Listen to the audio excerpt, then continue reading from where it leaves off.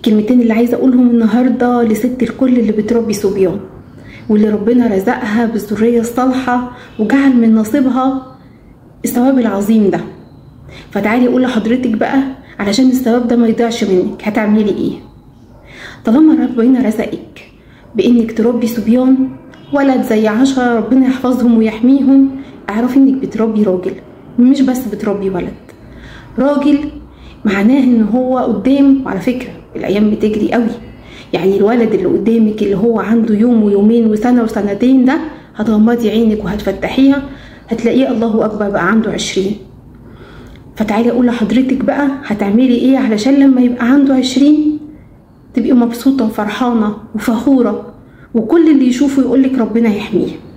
اول حاجة واهم حاجة حضرتك علميه المسؤولية، خليه مسؤول على انه هو اول حاجة مسؤول عن نفسه، ان هو يشيل طبقه، وان هو يشارك في البيت، وان هو يرتب سريره، وان هو يرتب مكتبه، ما يبقاش حد ماشي بيلملم وراه. ارجوكي المسؤولية بتبتدي من دلوقتي، بتبتدي من وهو لسه عمره بيبتدي. علميه ان هو يبقى مسؤول عن كل سيدة في العيلة، يعني مسؤول عن اخته، ومسؤول عن حضرتك قبل كل شيء، مسؤول عن امه وعن اخته، مسؤول عن جدته، مسؤول عن عماته وعن خالاته، عن ولاد عمامه وعن ولاد خالاته. كل سيدة في نطاق أسرته هو مسؤول عنها، يسأل عليها ويراعيها ويطمن عليها ويطمن انها كويسة ويطمن انها مش محتاجة حاجة.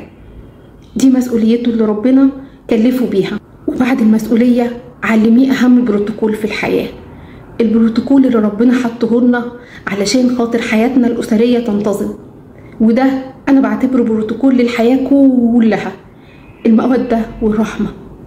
هو ده المبدأ اللي لازم يعيش بيه، انه يكون ودود ولطيف مع الناس، انه يرحم الناس ويتعلم ازاي يطبطب عليهم وازاي يحس بمشاكلهم.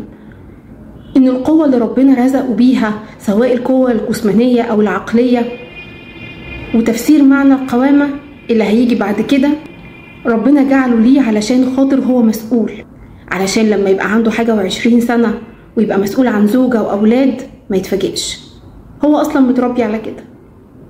دمتم بخير وحب. لايف كوتش دكتورة أميرة عبد الرازق.